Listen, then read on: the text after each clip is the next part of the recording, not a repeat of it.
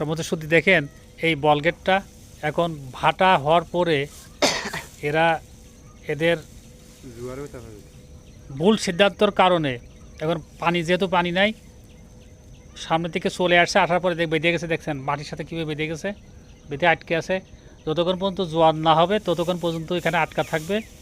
10টার দিকে জোয়ার উঠবে, আসার পরে এই বলগেটটা এখান থেকে সামনের দিকে যেতে পারবে। তাছাড়া আটকা আছে দেখেন, এর লম্বা দেখেন কত, আর পানি দেখেন, পানির মান দেখেন কত।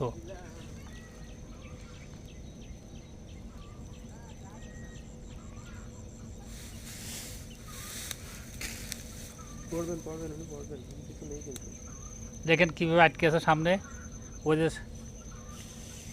মাটির কীভাবে আটকে আছে, এখন পানি নাই, এখন পুরো ভাটা। সবার যদি ভালো লাগলে লাইক শেয়ার কমেন্ট সাবস্ক্রাইব করেন।